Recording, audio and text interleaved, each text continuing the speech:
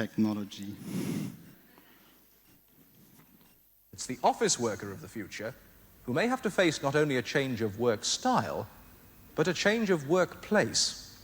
That's because the office of the future, already called a workstation, is so self-contained that it can exist almost anywhere, provided there's a telephone and electrical supply. So, the necessary visual display unit, the electronic keyboard, computer, and printer can be set up in your own house, and far more of us could be working from home by 1981. Good news for people with young children. Or this workstation could be shared on a neighbourhood basis for those who don't have the time, the petrol, or the inclination to commute to work. So, this technology already offers a choice of lifestyle. But does it improve efficiency? Well, when I arrive at my workstation, first of all, I key in my personal card, which tells the equipment who I am, giving clearance to all information relevant to me. It also registers my time of arrival, which is important for the future, when there's going to be more flexi time. Now, obviously, there's a message waiting for me already, so let's see what that is. I've got to go to a conference in New York, and they want me to get some information on 2 delegates, Norman and Simpson. And there it is. It's going to be possible to combine any text, graphics or pictures like these, and then pass them on to anyone else in the world with a similar terminal. But first of all, I want a hard copy of that. That would be very useful. There we are. Now, if I'm going to America, I obviously need to get a ticket, so I'll get some information on that. Now, that data service tells me the details, so I need to book now Heathrow to New York, and they're offering me a flight on Concorde, and I can actually pay for it directly with my credit card. Press the right button, and I can actually get my ticket. Now, this is all done by microelectronics, which replace people and even simulate their voices. Now, before I go, I want to check my electronic diary. Now, for the days I'm going to be away, business details as well, very useful. And it could all be possible within a few years. A system that improves efficiency by cutting down paperwork and allowing us to communicate without today's middlemen, the telephone operators, ticket clerks and secretaries. Hola a todos. When that video was recorded, I was just 3 years old. Obviously, I was growing up without doom swiping all day on a phone. And I hope you remind that video bit when you're next time reading a headline like general AI is taking over the world until 2030, or even when I presenting today some interaction, some AI devices which are coming out right now to the consumer market, and where the promise is that we all will work with it.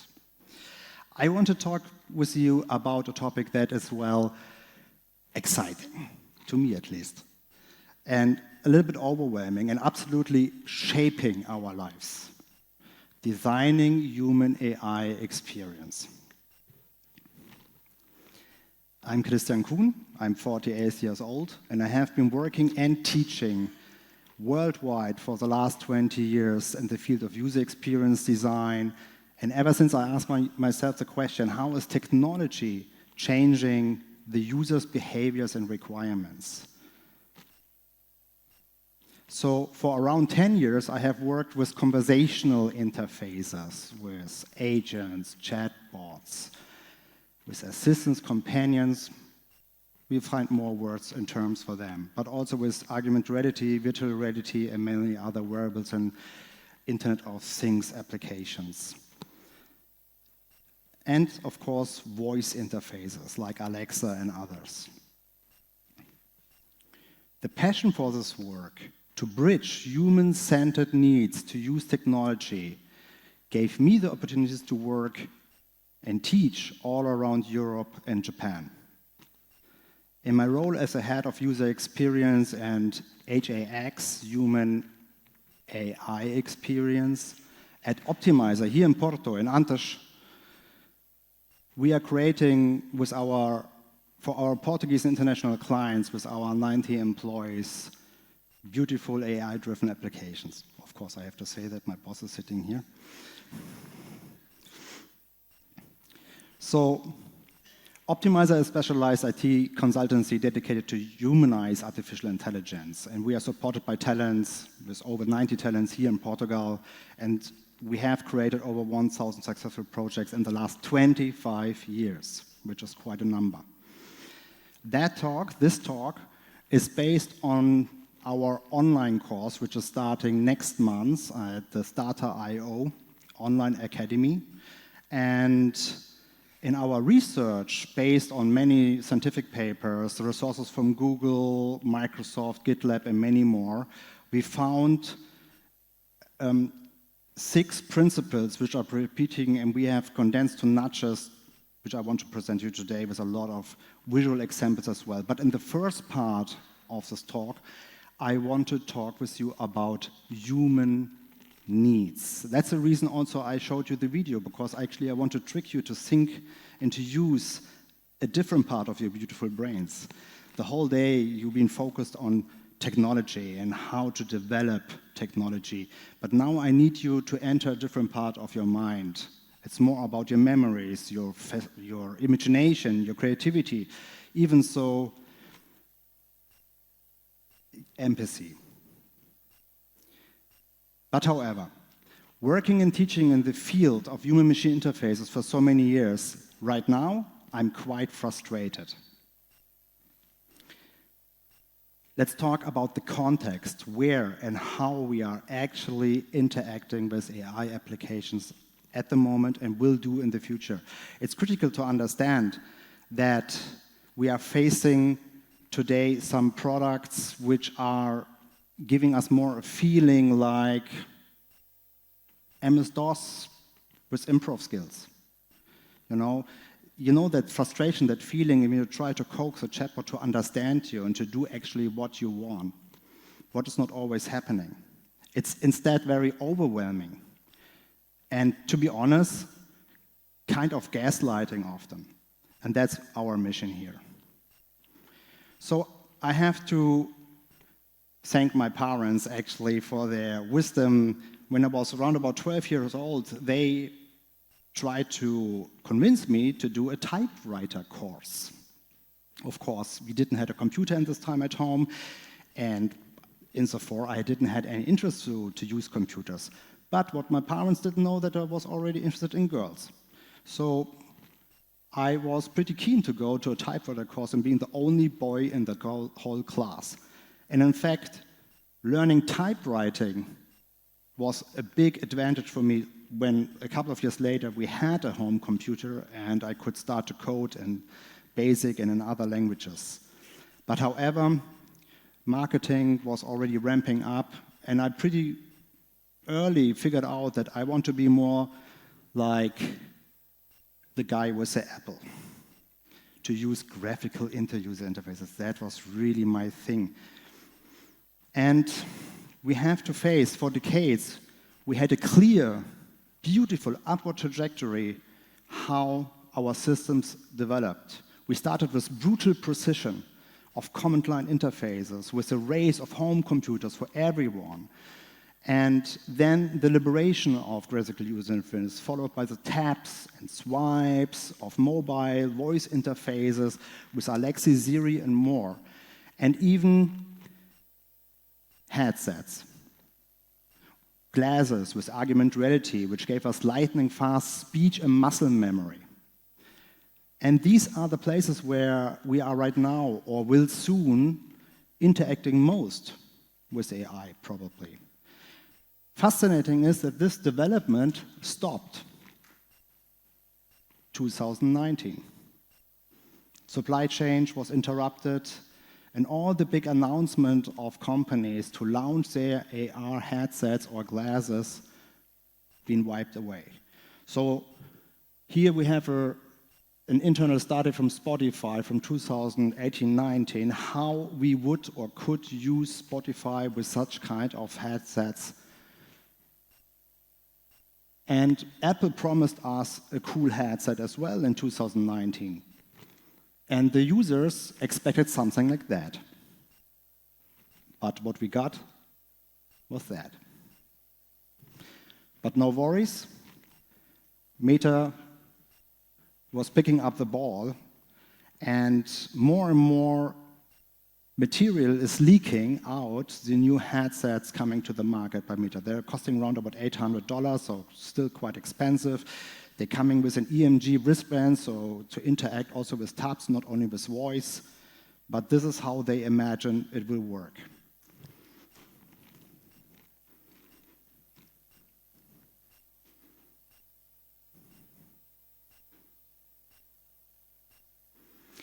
I will show you later a 3-day-old video of how it really is to use them.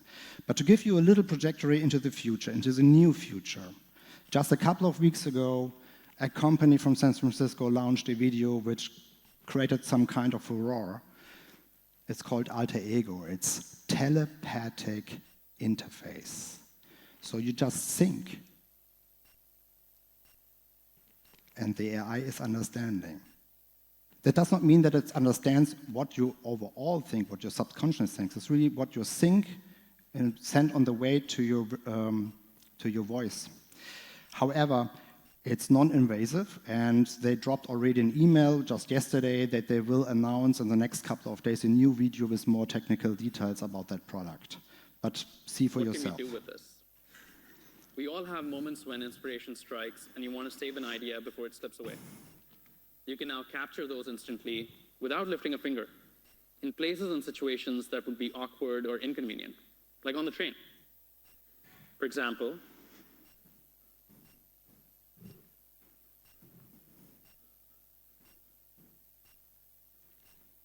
just going to see if that synced.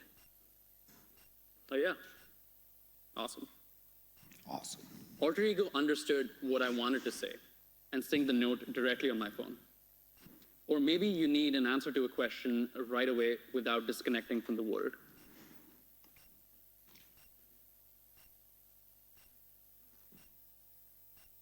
Dreams help process memory, regulate emotions, and spark creativity. Again, Alter Ego was able to hear my question and respond almost like magic.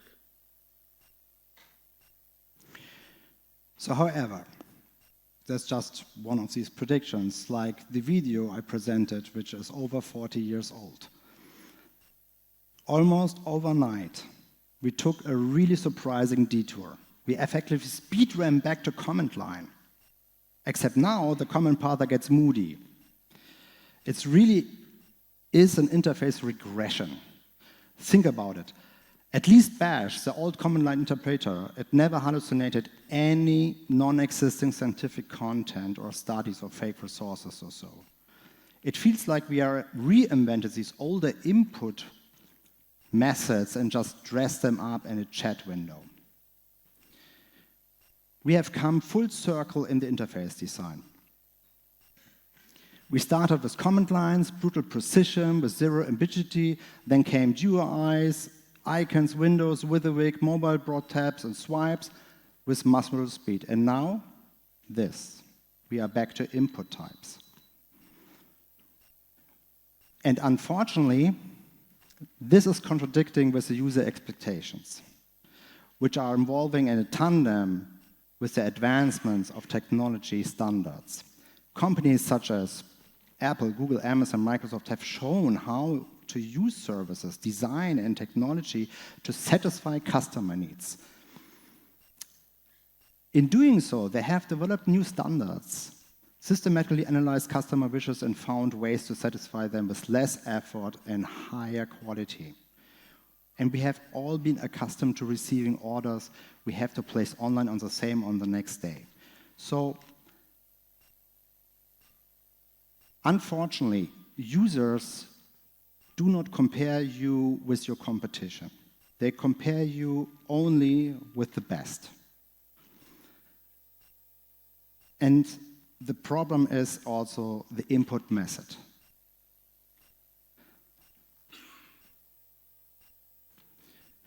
So what do you think? How much words is a normal user writing per day? Completely, digital and non-digital, as a non-professional writer. Any number. Drop a number. 50? 15,000.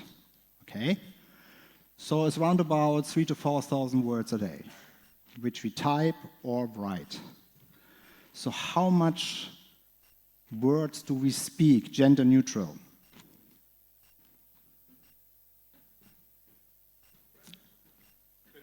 20,000.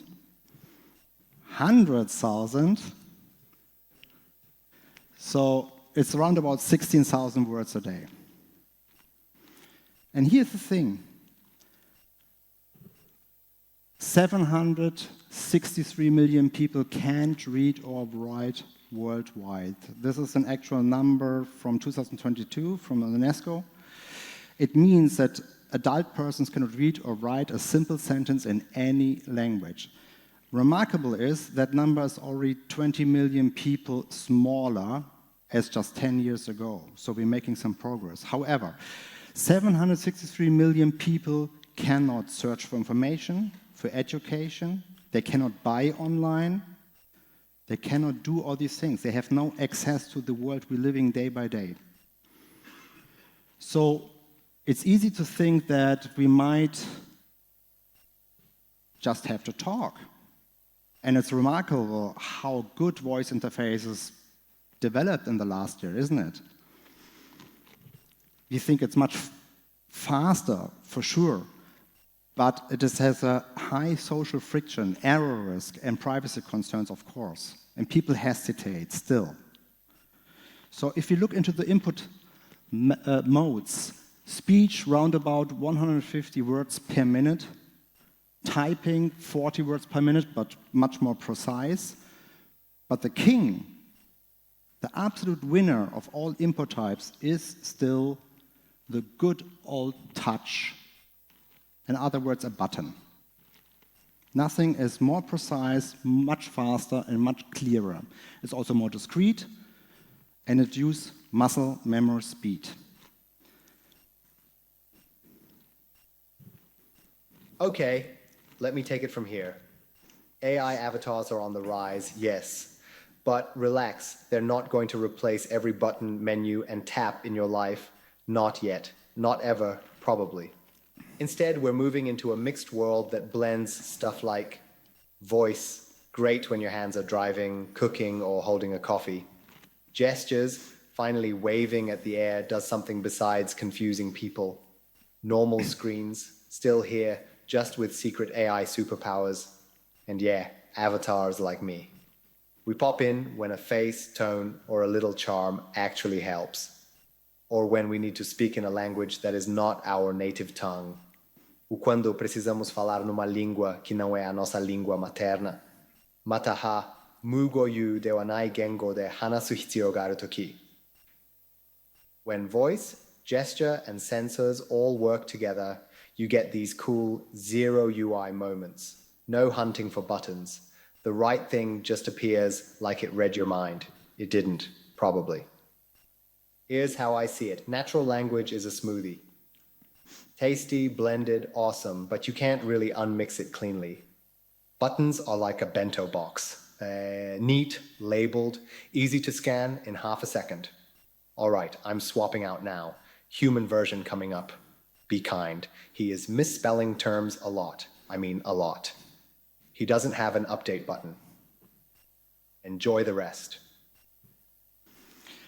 So our job altogether is to design a hybrid kitchen. We are in the pre-work perfect era of AI interactions. Users are still memorizing prompts and GDP dialects instead of having intuitive interfaces which are affordance that reduce cognitive translation. At Optimize, together with our partner Pixel and Bytes, we built an AI-powered digital agent that transforms banking support, proving that digital agents can work. Unlike traditional bots, it delivers more human-like interaction. Built in line with the best practices of HAX, of human-AI experience. And advanced prompt engineering, our assistant delivers a natural, engaging, and multi-language conversational experience. Integrated voice to text and text to voice. And it's actually agentic. It's handing over tasks to special agents to create forms, filling out forms, and going into banking and legacy processes. In the case video I will show you, which is of course edited, we tried to measure the input and information transformation speed between voice and type.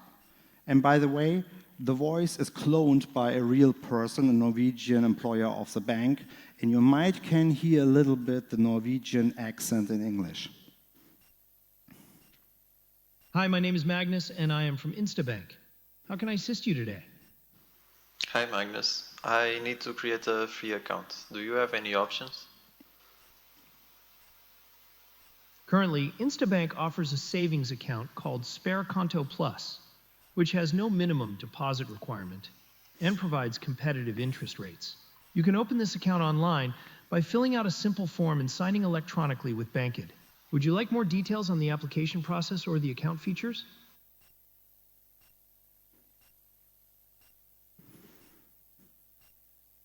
Now the user is switching over to text input, as you can see.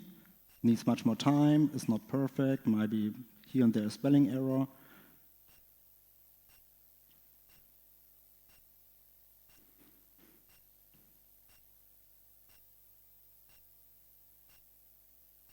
Okay, so how can we proceed? To proceed with opening a savings account, you can start by visiting the Instabank website. There you will find the option to apply for the Spare Conto Plus. Simply fill out the online application form, and once submitted, you will receive an email confirmation with a link for electronic signing. You will need to sign the document using Bank ID to complete the process. If you have any questions during the application, feel free to ask. Would you like me to assist you with anything else? No, I think that's everything. Thank you. Pronto. You're welcome. If you have any more questions in the future, feel free to reach out. Have a great day. Now I will end our conversation. So we have to ask ourselves, because when we look into the stats, how are these tools used? Is AI mainstream ready? Because what we can measure is that we are actually having an intention-action gap between the intention of people who want to use AI applications, AI tools on a daily basis, and actually people which are using them. And we have to ask ourselves, why is that so? So, the current problems we're facing in all these applications, and actually these problems are not so new. We worked with the same problems 10 years ago, just we couldn't solve it so far, is latency theater. So thinking, ... is just buffering with PR. Users perceiving waiting as a mental effort. It's painful. We learned that everything has to be in our hands immediately. Milliseconds. In web design, we talked about milliseconds waiting time as acceptable parameters. And now, depending on the task, you can wait. It's unpredictability. Inconsistent answers, styles, and structures create cognitive whiplash. And hidden boundaries. Users can tell what the system actually can do without expensive trial and error. And last but not least, the most important and biggest problem we have to face, prompt cognitive load. Users reverse engineer folk spells instead of focusing the actual goals. I mean, look what does it mean to write a proper, elaborated prompt. Most users, your clients, are not capable to write a correct, structured, grammar-correct email. And we're asking them to learn how to prompt to get good results. And unfortunately, this is not how it for the majority works. It works for us. We're using these tools every day, but it not works for the majority of consumers out there. And one reason is that tools shape the way we think. And Herbert A. Simon figured that out already in the 60s, that all users have cognitive limitations. And it's not a joke, it's really happened. When the screw was invented and brought to the market of construction workers, they didn't know a screwdriver. They didn't know how to use screws. They just hammered them into the wood. And that is exactly the same, in my opinion, what happens right now with most AI interfaces. The context change what we can do. But if you don't know how and what to do, we are getting overwhelmed and confused. So AI is great. But at this moment, AI interfaces are more like Swiss Army knives, shipped in a sealed box with a sticky note, ask me nicely to open. Of course, this is AI generated. I wasted way too much time to do it because I had to choose it from many, many options, and I was not able, with prompting and prompting and prompting, to correct that grammar error AI was producing on the sticky notes. Nicely has to be written with one L. So, some of you may ask yourself if AI avatars and assistants might help to overcome these cognitive limitations, like a friend who was explaining and helping me to get any task done. An old vision we had already in the 80s, like Max Headroom. However, as my digital twin before, they are getting at the moment very realistic appearances and are able to replace human presentation in many cases. The US startup Inception Point AI rapidly produced thousands of audio episodes weekly for just $1 an episode, using AI and human oversight. They have reached already 10 million downloads. Critics argue their content lacks depth and originality, and the company's success raises an important question to all of us. Can automated media deliver real quality, or is it just quantity? Well, avatars can be photorealistic, they can be Disneyfied, and the options are limitless. We can use brands and logos, we can give them emotions and create a persona around them. They even are now in your cars and assist you while driving and binding you to the brand a little bit more, maybe because they're having a funny personality, and they can make a lot of fun for sure. And we have to ask ourselves as well if a voice agent is already an avatar. How does voice looks like? Because it's not normed. Everyone has a different approach. I personally like the approach from Perplexity very much because it's also using text output to overcome maybe noise in the environment to read or to understand what actually the bot is saying. So, if I look around, I'm the coolest one here. This is how you can feel when you're using ChatGPT too often every day. For every silly question, you got praised. For every objection, you can hear, Christian, you are absolutely right. Sure, deep down, we all tend to believe we are absolutely right. Even we are not. But what does this flattery actually is doing to us then? It might raise our expectations of interpersonal relationships to an immeasurable height.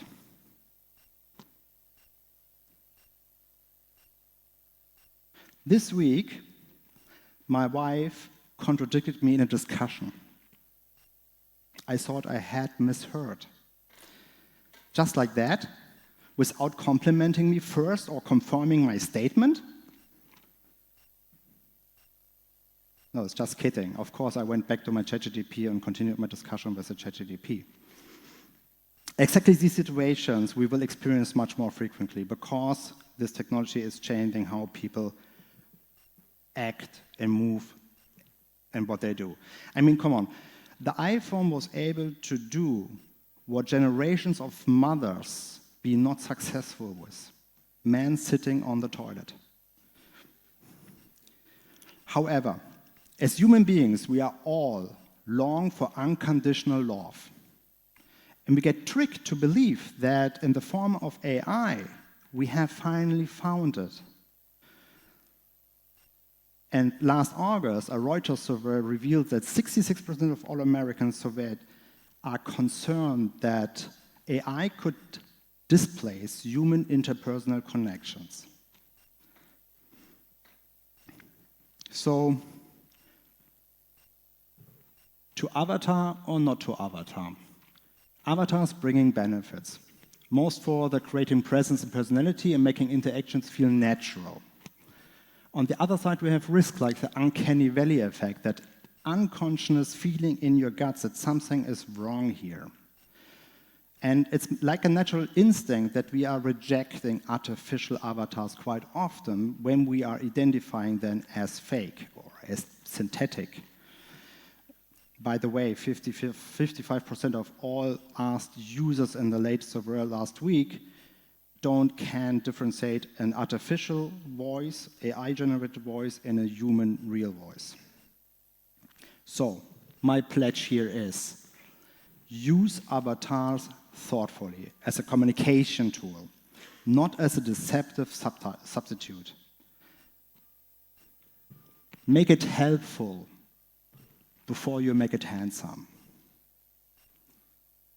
Okay, let's clarify here the difference between assistants and agents. I use these terms all the time. Everyone is using them all the time, but what actually mean them? Many people, if I ask them, not really know. So assistants are low integrated and low automatization. It's just options, but humans make the decisions. You make the decisions. Think of Copilot suggesting you an email reply. Agents, on the other hand, are highly integrated and automated. They take actions and make decisions for you, like booking a restaurant table. My advice, start with augmentation. Use assistants before moving straight to a full agent. And mind the gap. Here's an agent example, which is also super important as a signal how users' behaviors and expectations might massively change in the new future, this year maybe, probably. ChatGPT already helped million people to find and to buy products online, and is therefore a huge competition to internet search like Google. But now it can help them to buy it too. So the whole checkout process is integrated in ChatGPT. And this agentic commerce protocol, which powers this, is open source. So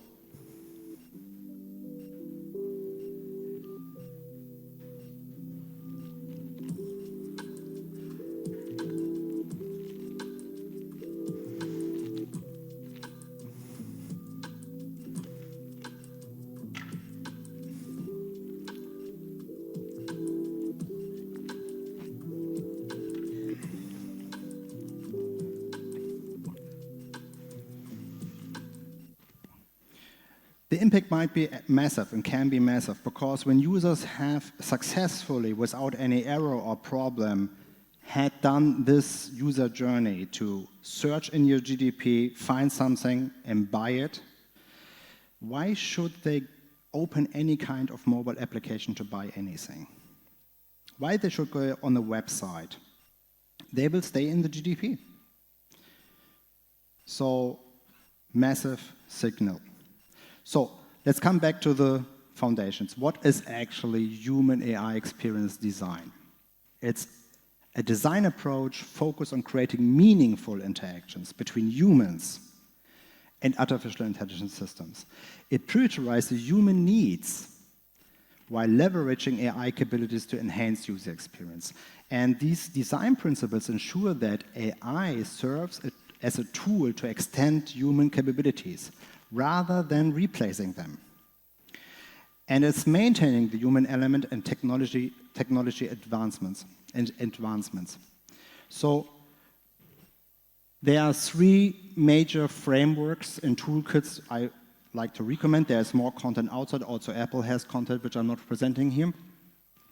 But there's the Google People in AI Guidebook, the Microsoft HAX or HAX Toolkit, GitLab AI Experience Dimensions Workbook, which have different approaches. So the Google is much more visual, with visual examples, with case studies. The Microsoft, very typical for Microsoft, can be overwhelming in the usage, but there's a lot of content, very good content, with workbooks, with workshop templates and so forth, to work with your team down the HAX libraries to integrate in your products. Also, GitLab has a workbook without any kind of pictures, pretty GitLab style, I would say. However, what they have in common are 6 important principles. And what is most to realize is that if you are not, these are not optional features. If you leave out one of the principles, your system will be most likely getting weak. You will face problems. In this talk, we have not so much time to go through all these principles in detail. That's the reason why I want to show you a lot of examples where these principles are applied also in combination. Because we want to create hyper-personalized experiences, doesn't we? So I will use here a different framing, because minor usability improvement opportunities doesn't ignite your heart, does it? So pattern recognition of anti-patterns accelerates remediation. And a big shout out for my colleague Diana Silva, who draw that picture. This is non-AI generated.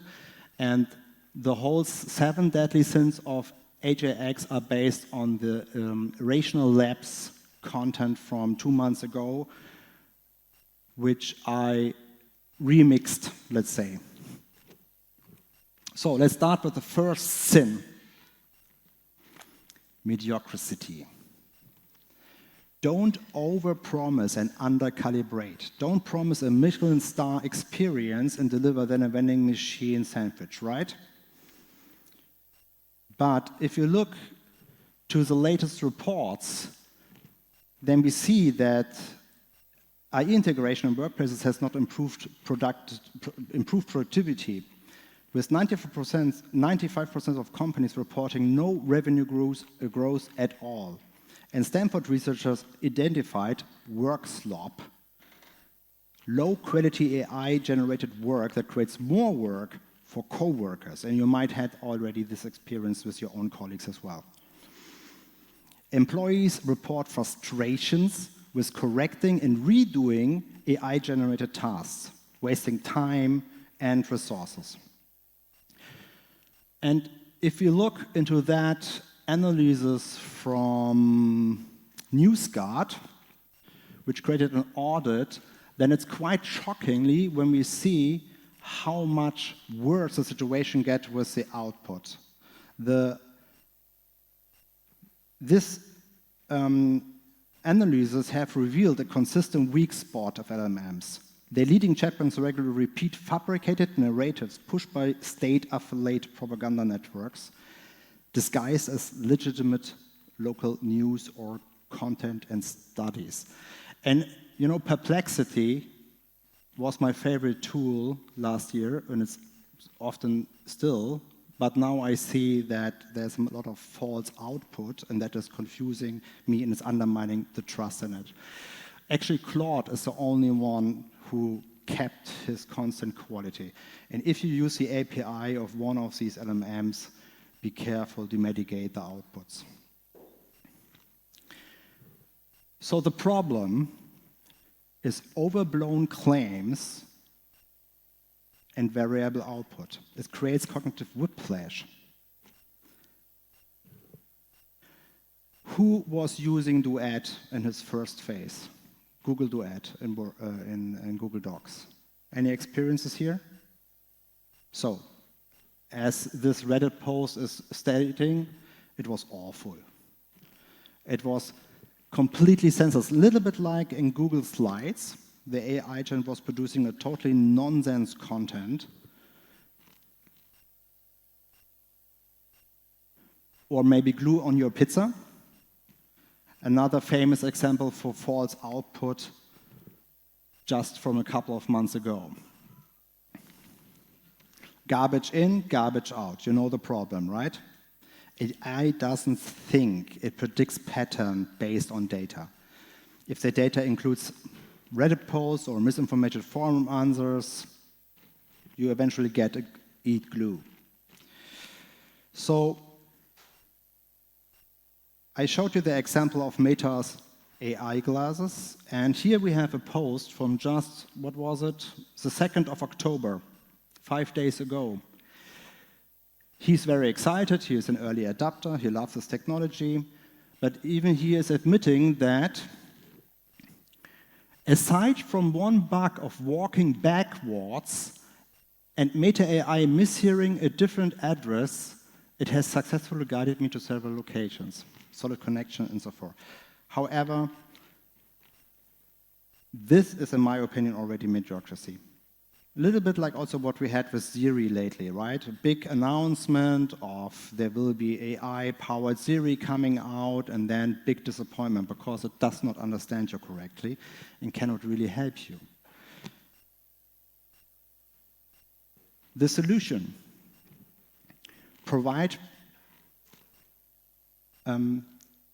showing vulnerability, stating that it can make mistakes. And it's quite shocking that just in the last couple of months, the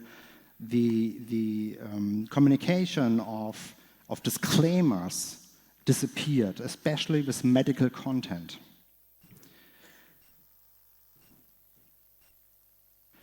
Here we have an example from Grammarly, which prevents overpromise and undercalibration in AI by providing clear, actionable suggestions tailored to each user's writing context. By setting real expectations, delivering feedback matched to actual needs they have. So this is how Grammarly is building trust and avoids user frustration, resulting in more satisfying and reliable experiences.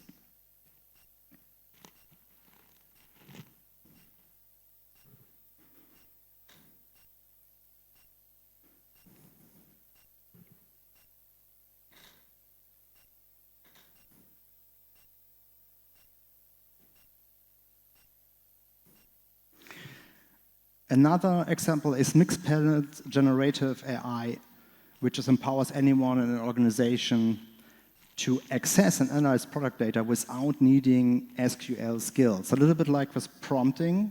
If you don't have SQL skills or deep technical knowledge, these things being not usable for you.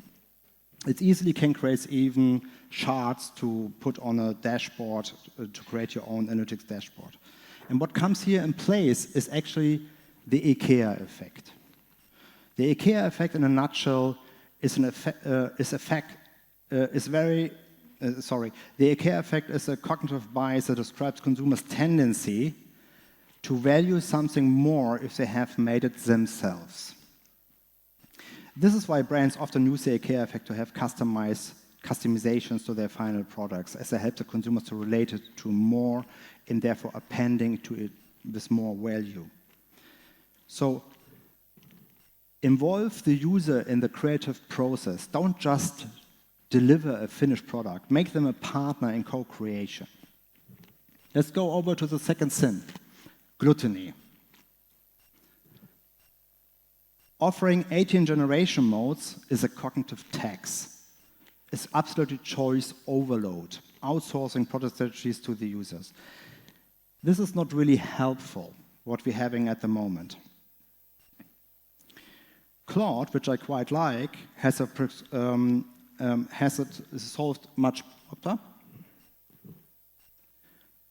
has it solved very well with just showing two options, two models to choose from. If you need more models, you can go down, but it's reducing the choice, because otherwise you're creating a choice paradoxum. In Google Duet, which was blamed as unusable before, well, Google did his homework and fixed it.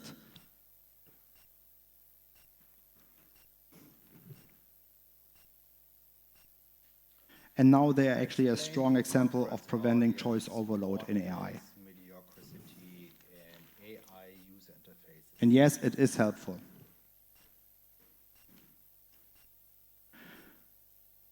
The fun part of this video is that the content is correct, the content is useful, is helpful. However, in the first line, it refers particular with tools like Google Duet as a negative example, because also Google is using here data sets which including all the blaming before on Reddit or other sources.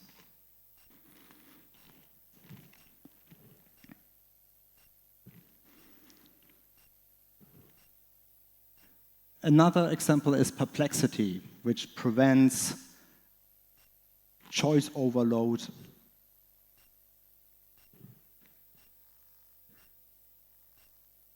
It's focused on explainability and transparent citations, instead of overwhelming users with numerous models, options, or ambiguous answers.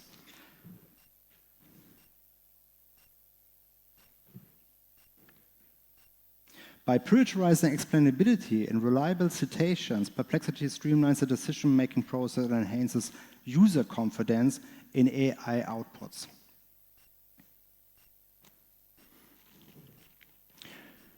The third sin, vanity. Well, don't market AI as a badge.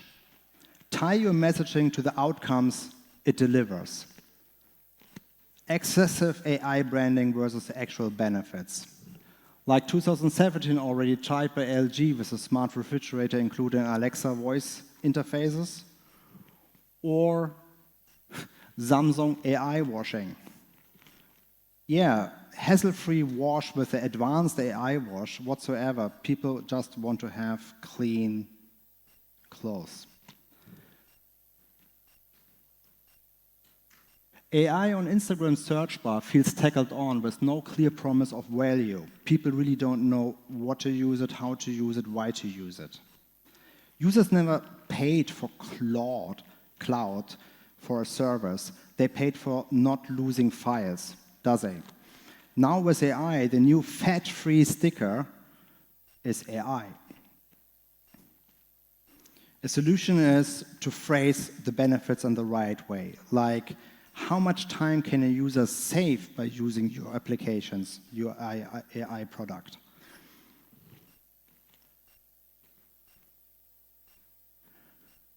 The fourth sin, neglect, which is all about prompt paralysis. Blank input fields are that designers actually giving up. And the problem here is that, I hope I spell it right, Vygotsky taught us that people grow when someone supports them just beyond what they can do by themselves. But with many AI tools, users are often left without guidance, expected to figure things out on their own, and that can feel very isolating. WhatsApp was introducing an AI agent inside of WhatsApp without clear stating what is the benefit for the user here. Very vague text. It whispers, I can do anything, which users read as, I probably waste my time. And Gemini neglects the user at the starting line. No direction, no examples, no sense of what's possible. The right of initiative lies solely on the user, which is a massive friction point. It's a blank box, is a cognitive cliff.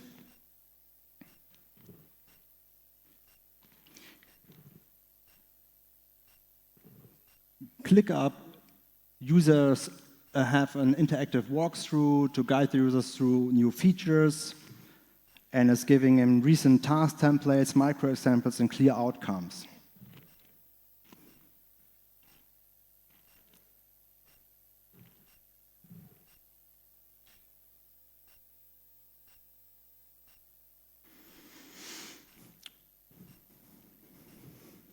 Obscurity. Don't make users play Indiana Jones of hidden features. Use just-in-time surfacing. Like the try to fix with AI button here is demonstrating, users didn't expect or think to look for AI features at all on your app or on your website. They didn't notice, comment, or use them on their own, because also they didn't find them most of the time. These features even when we directed them to look them. And the sparkle icon, at the moment, users understanding with the sparkle icon that there is an AI chat button.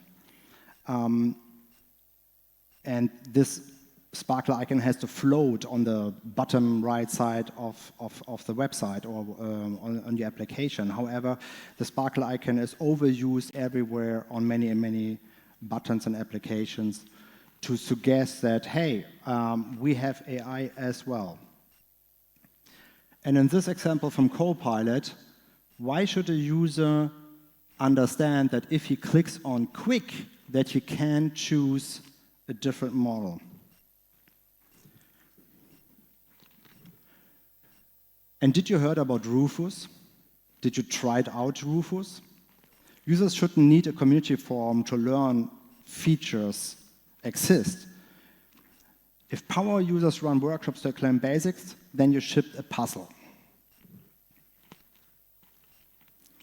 The solution, like demonstrated by Notion, did you know nudges triggering by relevant state, just-in-time revelation of capabilities based on the context. Features should feel like cheat codes, right?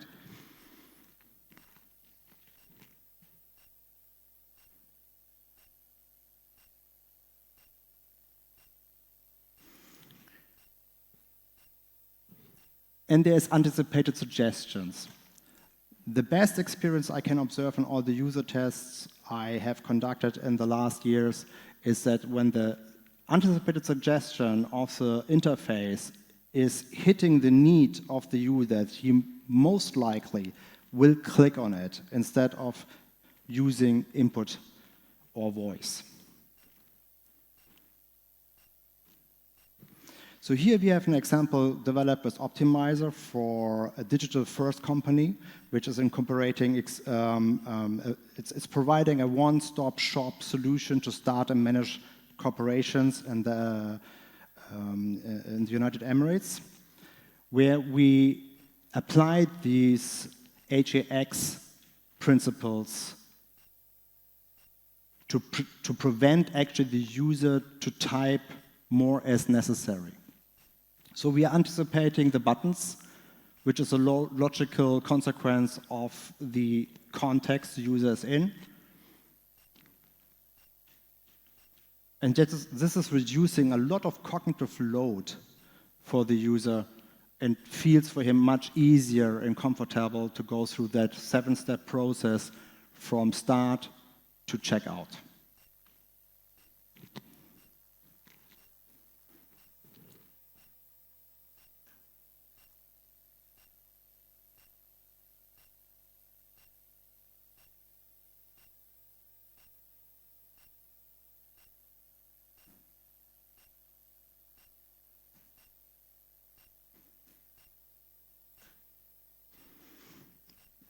The sixth sin, tyranny. It's my favorite. Don't use opaque automation that overrides users without explanations. Provide an override and audit trail. Forced automatization is undermining the user's psychology, safety, and the trust into the product at all. And Claude again, which I quite like, cuts off abruptly access once the free limit is reached. No choice to downgrade to a free model is offered. Only alternative is to upgrade, which is the user experience as blackmailing. Another examples are AI car scanners, like they are being used by Hertz and Sixt in the United States, which is quite outraging most customers because they're driving through the scanner and then getting a bill. And they're being charged with hundreds of dollars for non-existing scratches just because the car was driving through rain before they drove through the scanner. This is the disadvantage of a full automated process without a human in loop. Grammarly, again, is solving that pretty well. Sorry. And here we have an example from us again, from Optimizer, where we have created also a car scanning application for mobile phones, which is used by the staff of a Norwegian car rental, which are just walking around the car and doing from outside and from inside an assessment about scratches, dirt, but has the human in loop and allows the correction of any kind of misunderstanding of the AI. Here we go. Automation versus augmentation. It's that struggle between automation, which replaces human tasks with technology for efficiency and cost reduction, and augmentation, which enhances human capabilities and making people more effective at their task. My time is up. I hope you liked it. If you're interested in our 30 hours online course at the starter, I have a discount code to offer to you. Just come up to me and I'm happy to share it with you. Thank you very much.